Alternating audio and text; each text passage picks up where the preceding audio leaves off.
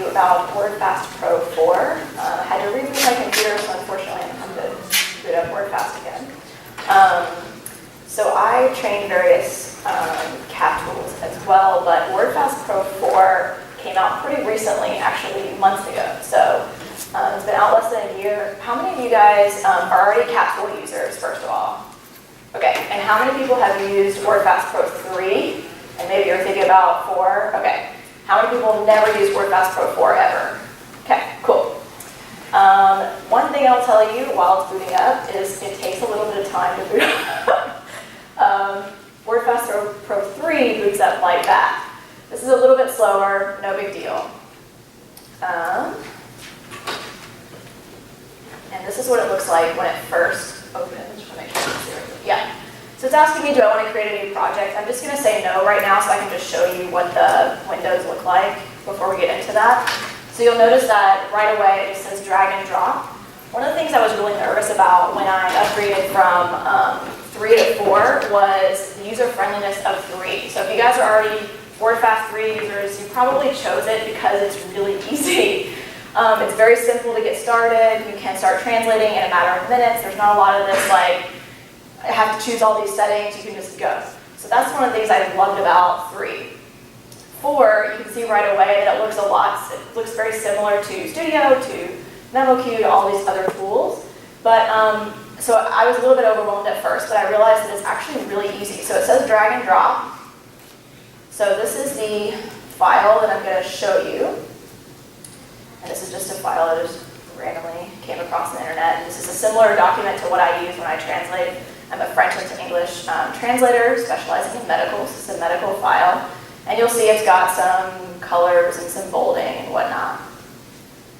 So I'm just going to drag it here. And immediately, it's going to pop up this window, which is the Simple Project Creation Wizard by WordFast. And it's just one window. You see right here, it says Finish. So I can just immediately name the project, and I can add more than one file if I would like. I can add a local translation memory. One of the things it doesn't allow you to do at this stage is connect to remote translation memory if that's something that you need to do. You would have to do that after the fact or use the advanced wizard. So since this is the entire section for the simple, I'm actually not going to go through with this. I'm just going to show you the advanced. So let's do the advanced one here. So I'm going to name it Demo Project. And then you'll see that, same as what Tomas mentioned, is pay attention to where you're saving your project. Just keep that in mind, take a note if that's something that's an issue for you. I am going to create a new project, but you'll also see that WordFast Pro 4 also has the option to create a project based on a previous one. So if you have a client that's telling you all these different settings, you can set that up and then just reuse a previous one, but create a new project. So you're keeping the project separate, but you're recycling the settings. So I'm going to do next. Now it's asking me what my languages are. So I'm going to go French.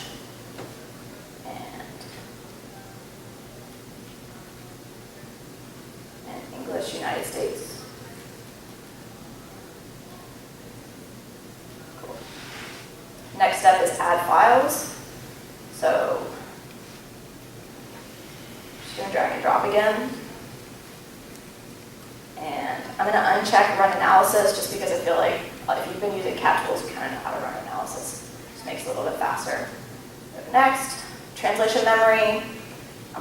This is my translation memory that I've already set up just for this demonstration. So we're pretending like I'm working for a client who has sent me a translation memory and I want to use their translation memory. So I'm going to drag and drop the translation memory. There it is. Cool. Next step. Now it's asking me, do I want to create a glossary? I'm not going to create one right now. I'm going to show you that later. And this is the references section, which is brand new to 4. To be totally honest, not super clear why it exists. It seems to be pretty limited in terms of what you can do if you open a file inside of WordFast. So for example, if I add files at this stage, I can open those reference files inside of the program of WordFast. I guess if I was a project manager and I wanted to send reference files as part of the entire project package, it would make sense. But just as freelance translators, if you're doing your own project or something like that, it's probably not. It's probably just as useful to just keep it in the same folder and open the file as you need it. So We're going to go ahead and finish. And it's just going to let me know what's been done. So we're good. And again, WordFast is very intuitive. So I'm actually just going to double click and then double click again to start translating. So you'll see that the panes look pretty similar to a lot of the other tools.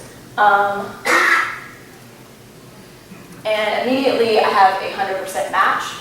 WordFast is totally customizable, so you can, if you don't like green for your 100% matches, maybe you want some other color, you can actually change that too. So it has a lot of options. One thing that I like is if you see this little asterisk, I don't know, it's kind of hard to see the details, it lets you know that the project's there, the file is not actually saved. So my work is not saved right now. I'm going to hit Control-S shortcut and it disappears. So now my file is saved, so that just kind of keeps me noticing that it's saved. So for those of you who've used WordFast 3, or you watched the studio part, so Tuomas showed you the tags. You guys remember that part where he said display the tags? That's what WordFast Pro 3 looks like all the time. So you couldn't see, you see here how it's bolded? You couldn't see that before. It would have a tag on the end and a tag at the beginning to let you know. It would be like 1 and then 2, and then it would let you know that that's bolded.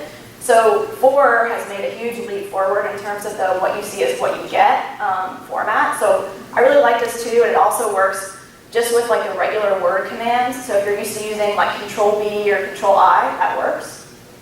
So that's really useful. And the other thing I really like about it is, I'm going to go to next segment to commit the segment to memory and move on. Do you see the window that popped up when I did that? If you mouse over a button in WordFast, it lets you know what the shortcut is. I like that because I feel like I don't want to like take a separate step to like go find out what the shortcut is, but it's really useful to know and start getting used to, especially if the shortcut changes.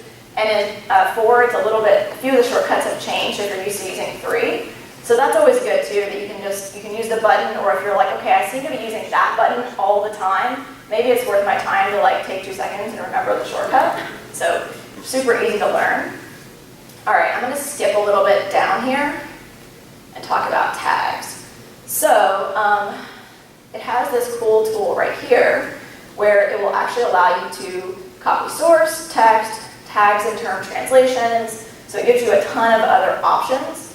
In this case, I'm going to do source tags, target terms. The nice thing about that is if I was working with a glossary, not only would it insert the tag, but it would translate whatever word it came across in the glossary for me as well. So I also like that. So I'm actually going to leave out that 4. Don't freak out. I know we're all translators and we're like, no, don't mess it up. I'm going to show you why in just a little bit. Okay, so now you'll see that the auto-suggest is popping up. The reason for that is the capital C, so it thinks it might be a proper name. So if you have a name of a company or something like that that you want to keep in your source language, it's going to automatically auto-suggest that. And I can just hit enter to accept.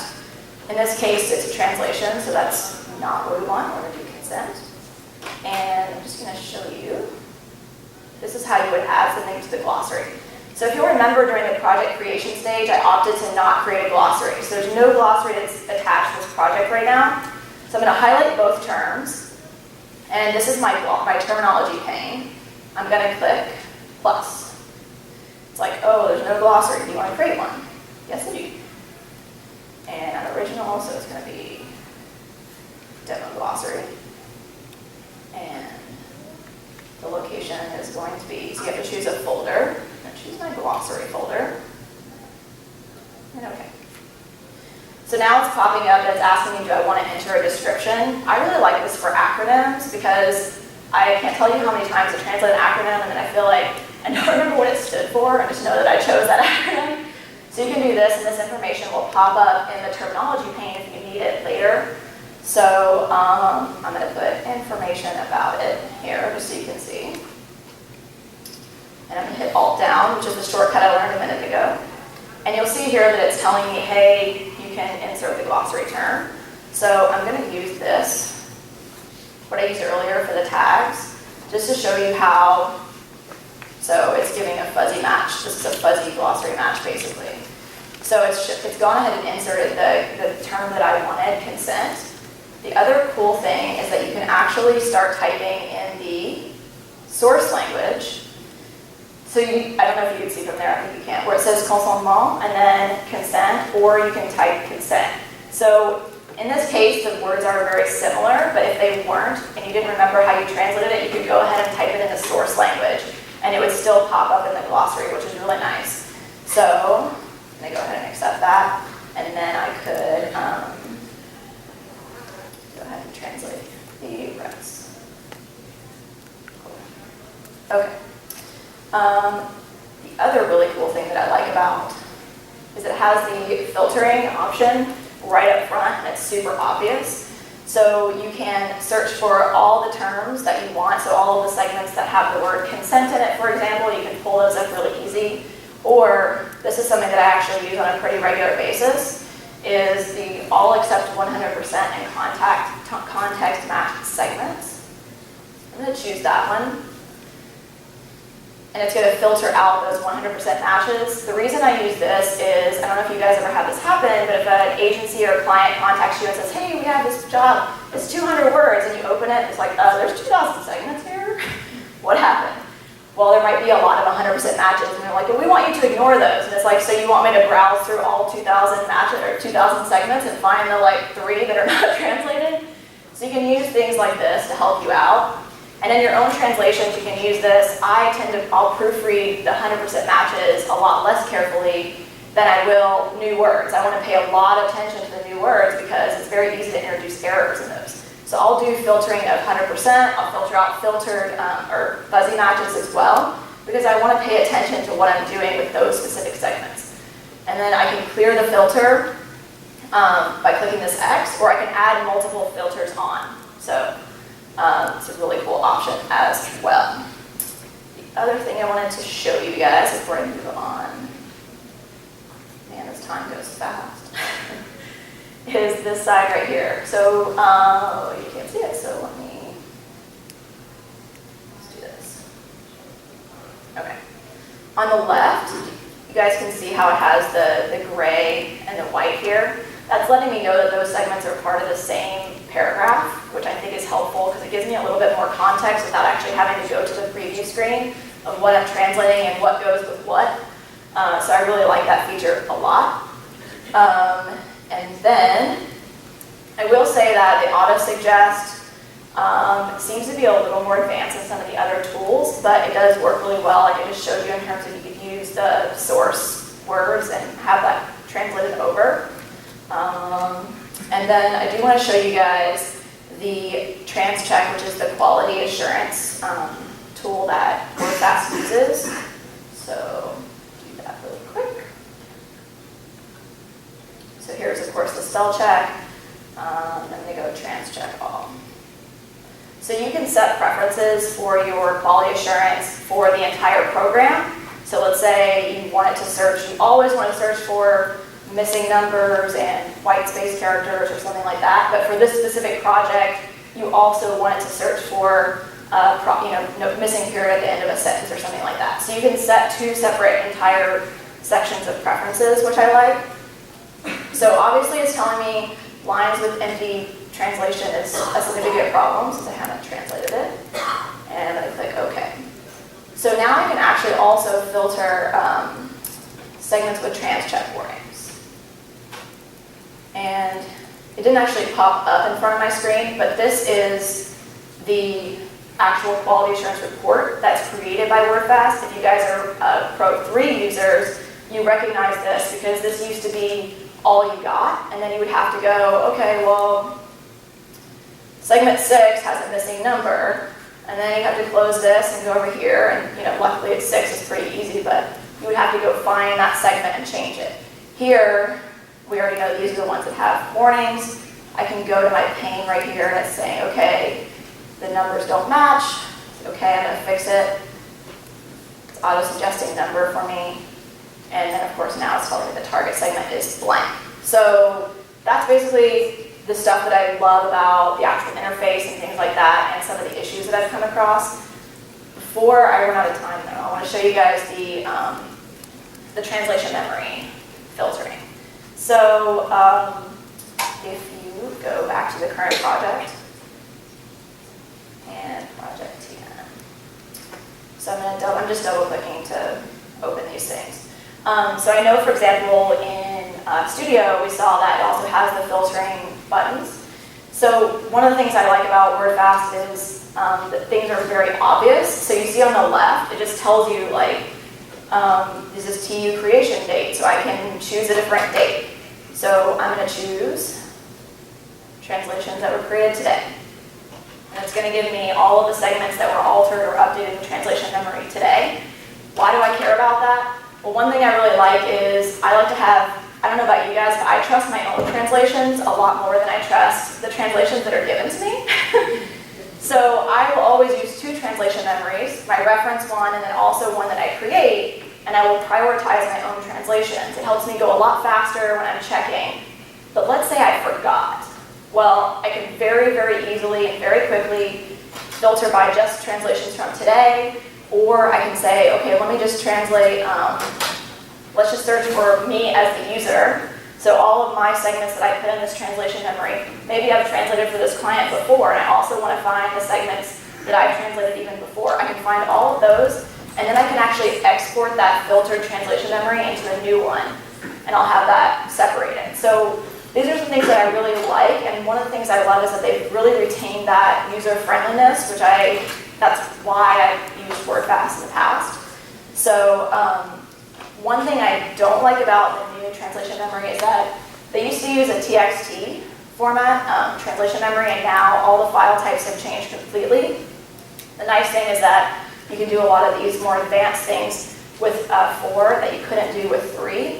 The downside is, here, now I have to boot up the whole entire program to access the translation memory, whereas before, if it was a TXT file, I can just open it in Notepad and use it that way, find concordances, I can delete segments and things like that. The downside is it's also really easy to mess it up if you're editing it that way. So that's basically what I have to talk to you guys about WordFast. I'm excited I got through everything. Do you guys have any questions or want me to demo things further? Just wanted to give you like kind of a general basis. Yes, way back. Can you open it from the TM perspective instead of the translator perspective? Okay. That is a good question. So I don't know that actually 4 does it have PM perspective anymore? Yes. Not going that way, at least. Huh? It's not going that way. Okay. Yeah. That's not something that I use personally. I know what you're talking about in 3, but you can, like all the things that you would be doing in that as a translator, like the trans check that I just did, and the TM thing that I just did, like those are all just things that are available to me right now. So How about the sequences and extracting the populating? yeah, I'm honestly not sure because that's also something that I don't do that's as a user, as a translation user. Anybody else have anything? Again, this program is pretty, like I've been using it the whole time, but it's still pretty, Question. I'll repeat it, it's I fine. will project my voice, okay? There you go, just yell really Yes, loud. very loud. The question I had, I don't use WordFast, however, I've done presentations like that before. A lot of the people in my pair, Japanese to English, were asking, is WordFast available on Macintosh? I noticed it's a Windows 10 machine. Yes, It is available on Mac. yes, it is. Natively, yeah. I think, I know at least one person who has it for Mac. Okay, Happy monkey users. Anybody else have anything else? Price-wise, how does Trados and WordFast compare? WordFast is much, so she's asking the price, like how WordFast compares in terms of price. WordFast is much cheaper. So, right now, I don't know where the sale is right now. We have to ask the booth, but they do have a discount right now. What's your booth number? I don't remember, but I know the price is $318 for the conference dollars. $388 in dollars, yeah, which is pretty good. I think. I want to say Studio is something in the $500-600 range. So. What about upgrade pricing? From 3 to 4, Right, it's free, right? Yes. It's free. compared to other campuses. You buy the license, I believe it's a 3-year license. Okay, yeah. And that's another reason why I ended up with WordFast, is it's much cheaper in terms of overall price when you have to make the investment. And you can install it on more than one computer. Are there trial runs offered? Yeah, so you can get a full demo, it's fully functional. For how long? 30 days? No, it's not fully functional, Oh, it's- but there are no time restrictions. Okay, oh, okay. What are the limitations? What are the limitations? Size These are of the- brief questions. It's the size of the TM. Oh, okay, the size of the TM. Okay, well, that's interesting to know. It's the size of the TM that's a limitation. Yeah. And this is Dominique? Yes, welcome to our booth. Dominique's awesome, and he will totally help you guys out if you have specific questions about like pricing and all of that stuff, or That applies to all the tools, all the. yeah, for sure. Like, yeah, I'm not trying to sell WordFast, of course, at all. Like I said, there are limitations. One of the things I do want to mention about the limitation is similar to something that was said earlier about Deja Vu, which is the quality check is has a lot of false positives. So it's great for numbers. It will find those very, very well.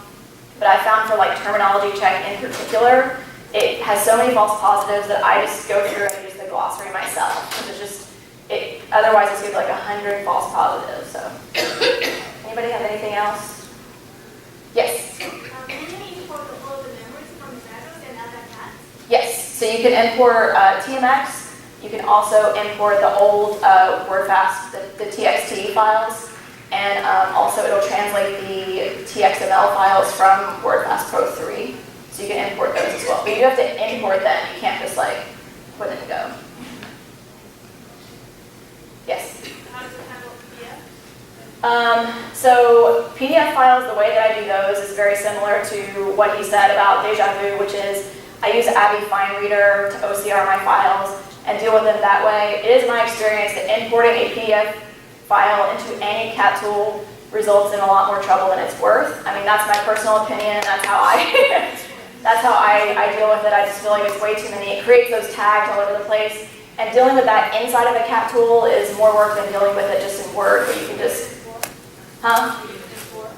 Yeah, I mean, I haven't, you know what, I shouldn't say yes because I have not actually imported a PDF file into into WordFast 4, but I can't imagine that it would magically be different, but I'm sure that if you talk to the WordFast people, they No, can help with it's that. the same converter. Okay, yeah. Anybody else have any other questions? Okay, so last comment is that 4 is definitely a huge improvement over 3. It's not as robust as some of the tools like Studio, but personally that's why I use it for a lot of my own projects that I don't have to use a translation tool for. I just use it for my personal use. But it is, limited in some ways. All right, well, thank you very much. Oh, sorry, one last thing. Is that if you guys want to watch this demo as a video, because I went really fast, I actually made a website where you can just go right now, like even on your phone, and input your name and your email, and you'll get an auto reply to your email with a video. This presentation. So